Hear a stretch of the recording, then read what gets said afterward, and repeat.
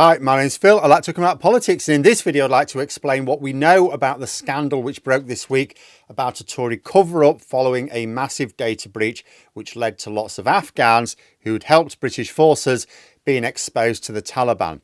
Led to a massive super injunction, preventing the media from talking about it until this week, and cost nearly £1 billion, set to cost over £2 billion. So what happens should any current senior Tories be worried about the investigation which is about to begin? But first, for daily news and politics, please click the subscribe button to stay notified. So for those who might have expected me to talk about the final PMQs before the summer recess, no, this is not only way more important, but the rest of PMQs sort of went like this.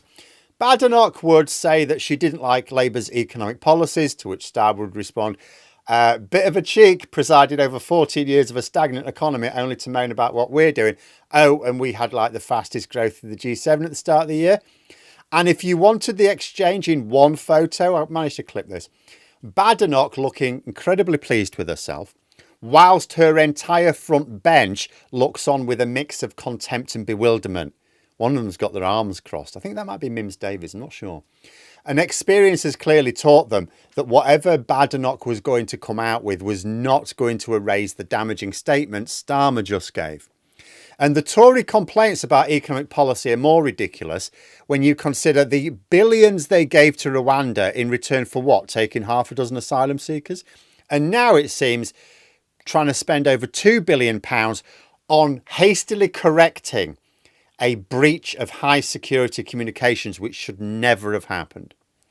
And ahead of this PMQs, I was browsing the mainstream media stories, as I do, and I came across some predictions from the Daily Express. So they were hyping the PMQs, going, oh, what's Badenoch going to ask on the last PMQs of the session? And, is it going to be... I mean, in the end, it was taxes, right? And the economy in general. But one of the things, amongst the other things they were saying is, ooh, maybe she'll ask about this Afghan data breach.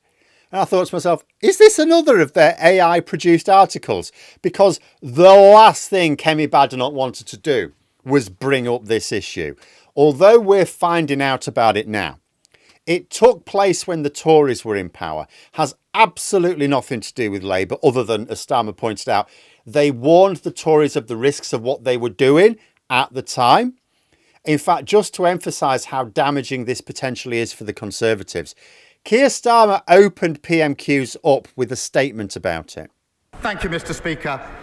There's always been support across this House for the United Kingdom fulfilling our obligations to Afghans who served alongside British forces. We warned in opposition about Conservative management of this policy, and yesterday the Defence Secretary set out the full extent of the failings that we inherited. A major data breach, a super injunction, a secret route that has already cost hundreds of millions of pounds. Ministers who served under the party opposite have serious questions to answer about how this was ever allowed to happen. The chair of the Defence Committee has indicated that he intends to hold further inquiries. I welcome that and hope that those who were in office at the time will welcome that scrutiny. So what happened? Well, back in 2023, the Tory government became aware that data which could put Afghans who'd helped the British Army in danger of reprisals from the Taliban was being posted on Facebook. They immediately applied to the High Court for an injunction to prevent any reporting while they worked to relocate affected Afghans. However, the injunction, or in this case super injunction because it applies like globally, was lifted on the basis that the amount of money involved has a material impact on government spending plans and can't be concealed from the public. Presumably the time which had passed, which should have allowed the government to have managed the process of protecting affected Afghans, will also have been a factor, I'm not sure. The original breach was caused by a British soldier making the sort of email cock-up many of us have done in the past, posting out messages to a lot more people than intended. The purpose of the communication was part of moves to judge whether any of these named people claiming asylum effectively in Britain had reasonable cause to do so. But what is sometimes embarrassing if you put your mailing list in, say, the CC rather than the BCC field, should not be happening with sensitive information like this. The Labour Defence Secretary, John Healey, has said No individual is going to be blamed here, which suggests that the problem is down to piss poor procedures, not a person. But that will be for an investigation to find out. The Defence Select Committee have said they're going to investigate. Starmer supported that move. Of course he has. This is incredibly damaging for the Tories. They not only demonstrated complete incompetence of highly sensitive defence information, they covered up what might end up being over £2 billion spent. The spending of public money is, as the judge said this week when he lifted the injunction, a matter for political debate. Like, you can't just hide government spending behind a curtain, because the public have a right to judge whether they approve of how their taxes are spent.